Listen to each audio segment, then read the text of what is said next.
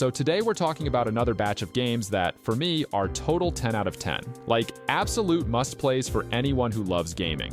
I did a video not too long ago covering some other games I'd call nearly perfect, so if you haven't seen that yet, there's a link in the description. Check it out when you get a chance. Anyway, let's not waste any time. Let's get right to it. First up, we have Baldur's Gate 3. You know, it's wild to think about how long people waited for this one. Like, Baldur's Gate 2 came out in 2000, back when floppy disks were still a thing.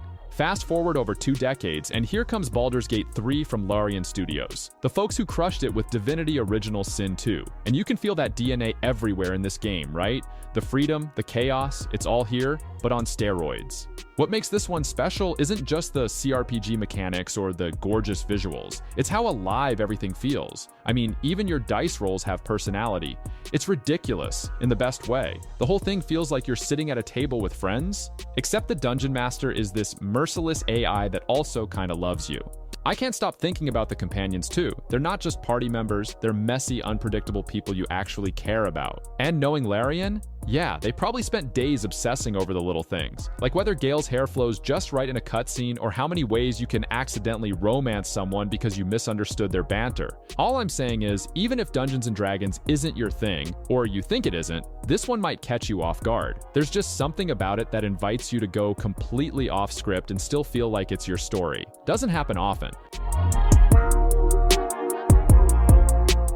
Okay, so next up is The Witcher 3 Wild Hunt. I'll admit it. Every time I hear someone says, toss a coin to your Witcher, my brain immediately relives The Witcher 3 Wild Hunt. It's like this game etched itself into gaming history, right? CD Projekt Red straight out nailed what it means to craft an open world that's not just sprawling, but dense with meaning. I'm talking villages that feel alive, conversations that can turn your entire perspective, and quests, man, the side quests, that honestly put most main quests in other games to shame. Remember the Bloody Baron questline? That was optional. But to be honest, it feels like a main quest. It was something else. And you know Geralt, gravel-voiced mutant monster hunter, professional brooder, and low-key the heart of all this chaos. He's the kind of protagonist that's somehow larger than life, but still human enough to make you care. Oh, and the writing is also top-notch, obviously. The team over there managed to balance political intrigues, personal dramas, and world-shattering stakes like they're just casually spinning plates. Another thing, Novigrad. That city straight up feels real. Walking through its cobblestone streets with bard songs playing in the background, there's an almost tactile magic to it. And just when you think you've seen it all, Skellige rolls in with its windswept cliffs and Viking vibes. It's like 2 games in one. Also, we can't skip the expansions, Hearts of Stone and Blood and Wine. Seriously, these would have been standalone classics on their own, and the soundtrack? Perfect companion for a windswept saddle ride to some distant horizon. This game, more than most, reminds you that storytelling and world building don't have to be separate things. They work in tandem to pull you in, deeper than you expect. I know it's almost a decade-old game, but come on, this game is still way better than most of the games that we have right now. Next up, we have Bloodborne. I don't know what it is about Bloodborne, but every time I think about it, I immediately remember wandering through Yharnam for the first time, how the streets felt alive in a twisted, nightmarish kind of way. You hear chains rattling, doors slamming shut, murmurings about the beasts in the night. It's not just any horror game, it's gothic horror with this almost fever dream Lovecraft vibe that doesn't just spook you, it grabs your curiosity by the collar and drags you deeper. Here's the thing though, if you've played Dark Souls, it's impossible not to draw comparisons. From Software absolutely nailed the Souls series, but Bloodborne, it's something else entirely. It's faster, it's meaner. No shields to hide behind here. The game forces you to dodge, counter, commit to every move you make. There's a rhythm to it, almost like a deadly dance. And that health regain system, that one mechanic totally defines the combat. It rewards aggression instead of careful, measured strategies. Also, can we take a second to talk about that haunting score? The music feels alive, like the world itself is humming with menace. You're never fully comfortable, even in the so-called safe moments back in the hunter's dream. Oh, and the lore. It's so cryptic, so bizarre, you end up piecing it together long after you put the game down. It's like it plants seeds in your head that sprout when you least expect them to. It's mad to think they made it exclusively for the PlayStation. Like a generation-defining game that's locked to one system. Maybe that's part of the allure though, knowing that it's tied to one specific era of gaming. Coming in next is Horizon Zero Dawn. Now, when people bring up open world games, I feel like Horizon Zero Dawn doesn't always get the same instant reactions that some others do.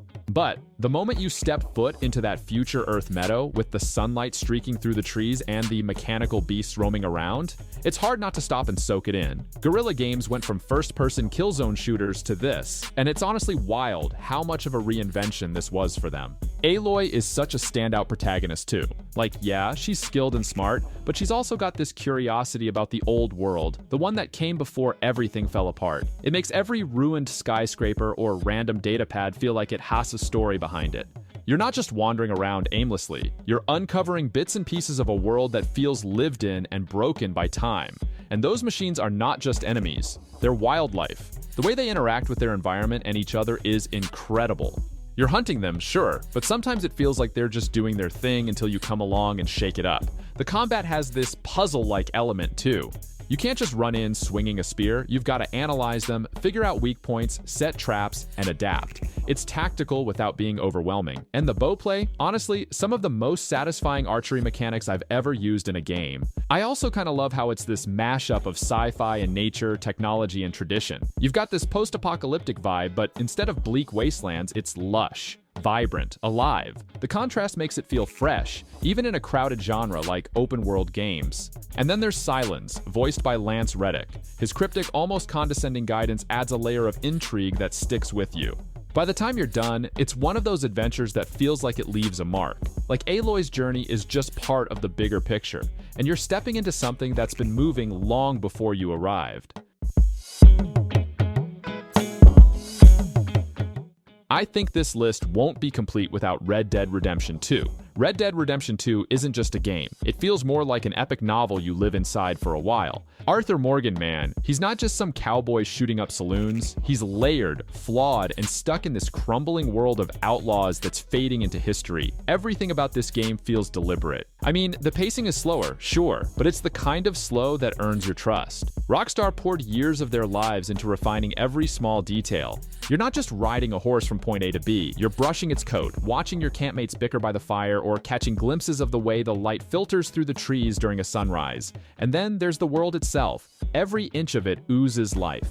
Whether it's a town full of bustling NPCs or a random encounter with a stranger that spirals into something unforgettable, it feels like the frontier is moving even when you're not around. The dialogue between the Von der Linde gang members deserves mention too. You start off feeling tight-knit, like a family, but as things unravel, you catch these tiny moments, just a glance here or a hesitation there, that say more than words ever could. And Dutch? Man, the guy's fall from grace is heartbreaking in a way that feels downright Shakespearean. Then there's the music, those quiet guitar notes that sneak in while you're riding alone, or how the more cinematic tracks underline the big story beats.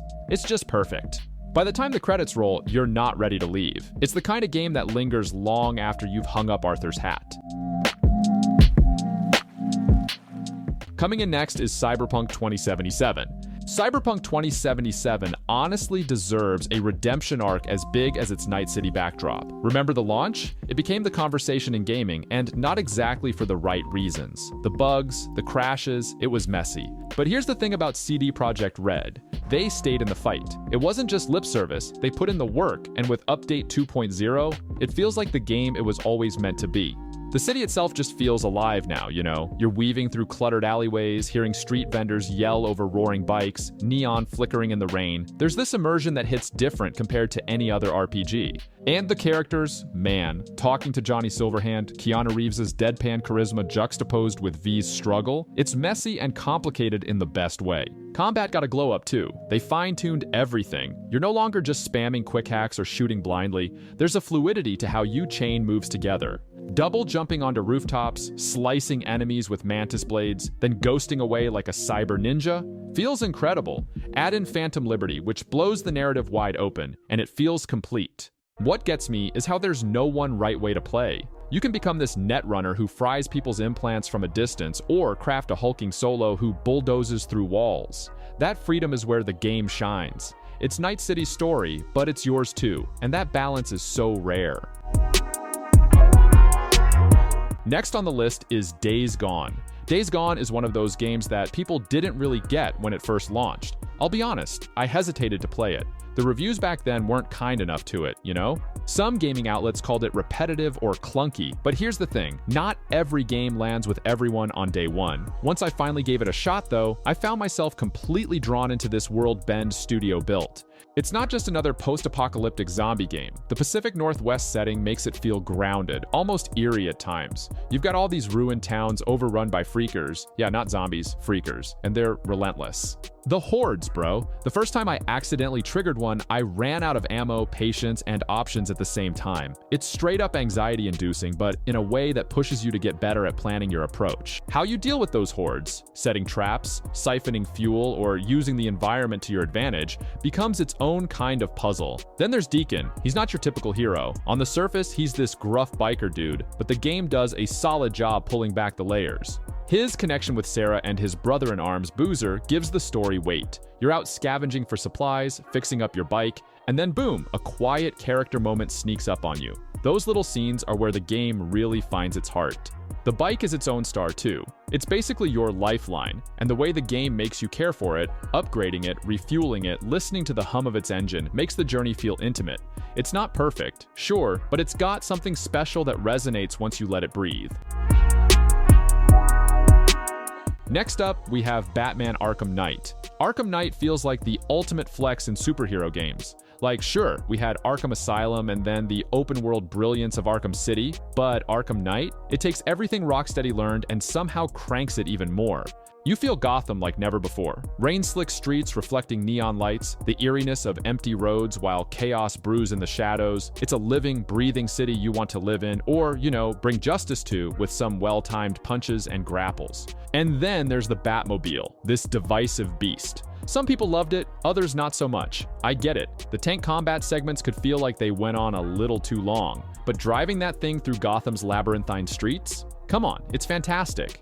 The way it roars to life when you call it, skidding into motion like it's part of you. It's satisfying. Rocksteady made it not just a transportation tool, but an extension of Batman's identity.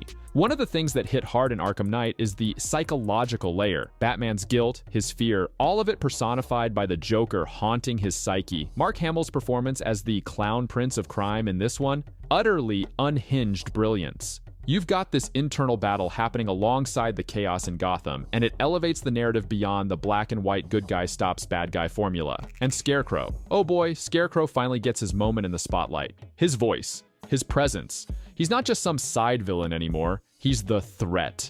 The fear toxin mind-bending sequences alone are worth the price of admission.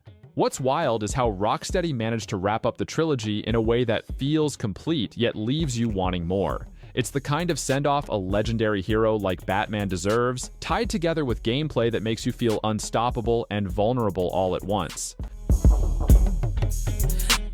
Up next is A Plague Tale: Innocence. There's just something about A Plague Tale: Innocence that sticks with you long after you've put the controller down. It's not a flashy game, it doesn't demand your attention with explosions or over-the-top set pieces. Instead, it quietly pulls you in with its story. Set in 14th century France during the Black Plague, you're basically thrown into this heart-wrenching, impossible situation with Amisha and her younger brother, Hugo. Amisha's barely more than a kid herself, yet she's thrust into the role of protector, and right away, you can feel the strain, emotionally, physically, all of it. That's the thing about Plague Tale. It isn't just about dodging swarms of plague-ridden rats. It's about survival against overwhelming odds. Those rats, though, they're terrifying, swarming in waves that feel alive. They're not just obstacles, they're this looming symbol of everything wrong in the world, and you never feel safe. Even with a torch in hand, or light keeping the rats at bay, there's this constant tension, like you're just one wrong step away from disaster. The stealth gameplay might feel simple next to bigger budget titles, but that's kind of its charm.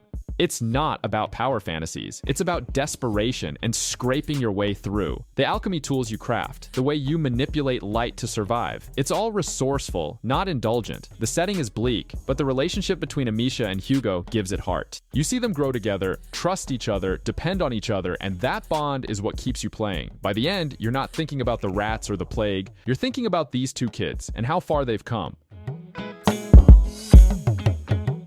Coming in next is Resident Evil 4 Remake. When you hear Resident Evil 4, certain images immediately come to mind. The chainsaw-wielding Dr. Salvador, those eerie ganados shouting at you in Spanish, Leon flipping through hordes like some action hero dropped into a horror movie. The original is a masterpiece, no doubt. So the remake, it didn't have room to mess up. And honestly, it delivered in ways I didn't think possible. This isn't just a fresh coat of paint, it's a reimagining that honors everything we loved about the original while making it feel, I don't know, sharper. Leon's snark is still there, but there's a weight to his character now. He isn't just a wisecracking rookie anymore. He feels like someone haunted by the past, carrying the scars of Raccoon City into this nightmare village. The gameplay is where it really shines, though. The over-the-shoulder perspective feels tighter than ever. And the knife mechanics? Absolute game changer. Pairing a chainsaw with a tiny blade never gets old, no matter how ridiculous it sounds on paper. It's tense, but also empowering. The Ganados are smarter too. They'll flank you, overwhelm you, force you to think on the fly. And then there's Ashley. Remember how she was kind of divisive in the original? Let's just say she's got way more personality this time around. Less helpless escort mission, more partner trying to survive alongside you. It's small changes like this that make the remake feel modern without losing what made the original so iconic. Even the pacing feels better. You're moving from one tense set piece to another, but the downtime between them is just enough to catch your breath. It's like Capcom figured out the perfect balance between nostalgia and innovation, and that's so hard to nail in a remake. Next on the list, we have Demon's Souls Remake. With Demon's Souls, there's a kind of reverence that comes with it. This is the grandfather of the Soulsborne genre, the game that basically birthed a whole generation of masochistic gamers, myself included. And when Bluepoint Games announced a remake, people held their breath. Like, could they really capture what made the original so special while bringing it up to today's standards? Turns out, the answer was a resounding yes. The first thing that's going to hit you is the visuals. This isn't just good graphics. This is a phenomenal rebuild. Boletaria looks absolutely stunning, but still maintains that suffocating atmosphere. The desolation feels heavier, more vivid. Every cobblestone, flickering torch, or eerily quiet stretch of ruins feels alive. And those boss fights? Tower Knight towering even higher now. The Flame Lurker looking 10 times more intimidating. It's jaw-dropping. What's impressive, though, is how they kept the core intact. The combat, still precise, brutally unforgiving, but never unfair. Every mistake feels like it's entirely on you, and every victory is just as rewarding. That untouched DNA of trial and error gameplay is exactly what fans wanted. Even the level design, this intricate maze where shortcuts loop back into themselves like clockwork, it feels just as masterful as it did in 2009. Bluepoint made some smart tweaks here and there. The inventory system, for starters, doesn't feel as clunky anymore. And while purists might cringe at me saying this, I think the redesigned music and boss themes hit harder than ever. Not to mention, the changes they made to things like animations and sound effects make it feel incredibly visceral. It's not just a remake, it's a love letter to one of the most important games in modern gaming history. Playing this in 4K with all that visual fidelity while hearing the thudding echo of your footsteps through Boletaria, it's like stepping into the legend itself. Up next, we have Ghost of Tsushima. Let's be real here. There's just something undeniably magical about stepping into the world of Ghost of Tsushima. From the moment you take that first ride across the windswept fields, Jin Sakai's story unfolds not just in words, but in the brushstrokes of Tsushima's landscape. It's not an open-world game in the conventional sense. It's more like a love letter to feudal Japan, with every rolling hill, cascading cherry blossom, and distant temple etched with care. The way Sucker Punch crafted this game feels personal. Like they weren't just making a game, they were paying tribute. The combat is razor sharp, but not overly complex. It's a dance, switching between stances mid-fight to counter whatever weapon your enemy's throwing at you. It feels natural, like you're constantly evolving as a samurai. And those duels, the tension, the sheer weight of each clash, some of the most cinematic moments I've ever played. Then there's the guiding wind, which still blows me away. It's not just a neat mechanic, it's a philosophy. There's no need for obtrusive waypoints cluttering your screen. Your journey feels organic, like nature itself is pointing the way. It's delicate but grounding in a way that more games should emulate. The story hits too. Jin's conflict isn't just about honor versus survival, it's about his identity. Do you hold true to the way of the samurai, or become something darker to protect Tsushima? It's his struggle, but it feels like yours as you make those choices. And the Kurosawa mode? Perfect. It's like stepping into an old samurai film, and if you're like me, that's hard to resist. Next up is Tomb Raider. If you think about it, resetting Tomb Raider in 2013 was a pretty bold move. Lara Croft wasn't just a character, she was the icon. So how do you take such a legacy and make it fresh without alienating fans? Crystal Dynamics answered that the only way they could, by reimagining her completely. This isn't the confident dual-pistol-wield archaeologist we grew up with. This Lara is vulnerable, scared, and just trying to survive. And that's the magic of it. When you first step onto Yamatai, you're not the hunter, you're the hunted. She's not some superhuman action hero yet. She's raw and inexperienced, and every moment feels like she's a breath away from being overwhelmed. The way Crystal Dynamics weaves gameplay into her evolution is genius. Early on, you're scrabbling for necessities like food, learning how to use a bow for the first time, and you feel her fear and determination in every step. The more you play, the more you see her grit emerge. By the end, she's a full-on survivor, but the journey there is earned. It's not handed to you, and it's in those moments of struggle that the connection to her character feels the strongest. And then there's Yamatai itself. It's less of an open world and more of a tightly constructed playground of peril. Every climbable ledge, rickety bridge, and hidden tomb tells its own little story. Speaking of tombs though, those optional puzzles feel like callbacks to classic Tomb Raider vibes while still being accessible for newcomers. Combat-wise, the bow becomes such an iconic part of Lara's arsenal. It's quiet, precise, and versatile, a perfect metaphor for her steady becoming. The game plays with light RPG elements as well, with upgrades and skill trees that allow you to mold her into the survivor you need. It's a reboot done right, a reintroduction that lets fans of the old Lara find something familiar while letting new players witness the Tomb Raider legend being forged in real time. This one is my favorite, Sekiro Shadows Die Twice. Playing Sekiro is like signing an unspoken contract. You will die, a lot, but every death is a lesson. From Software has always been known for demanding games, but Sekiro, it strips away the safety nets, throws you into the deep end and says, figure it out. And that's where it shines. There's no leveling up to brute force your way through bosses. No summoning co-op friends to bail you out. Just you, the sword, and the timing of your deflection. The game's combat is so precise, it's almost surgical. This isn't like Dark Souls or Bloodborne where you can play it cautiously, poking at enemies and keeping your distance. Here, you have to face every challenge head-on. Sword clashes feel electric. Every perfect parry or Makiri counter brings this rush of adrenaline. And when you finally break someone's posture and land that brutal finisher, it's pure catharsis. The setting takes you out of From Software's usual dark fantasy comfort zone and drops you into Sengoku-era Japan, with all its breathtaking architecture and haunting mythology. The world isn't huge, but it's dense. Every new area hides secrets, shortcuts, and enemies designed to test your growing skills. And then there are the bosses. Each one feels like a test of everything you've learned up to that point. Jinichiro, Guardian Ape, Ishin. The difficulty doesn't just spike, it outright dares you to quit. But when you don't quit, when you finally take one of them down after what feels like hours of trial and error, it's the kind of satisfaction that stays with you for days. Beyond the brutality, though, there's a surprising amount of heart. Wolf's loyalty to Kuro, the idea of redemption, and the undercurrent of loss throughout, it grounds the game in something much deeper than just its challenge. So yeah, I think Sekiro really deserves a 10 out of 10 rating. If you haven't played it yet, maybe you should try it now.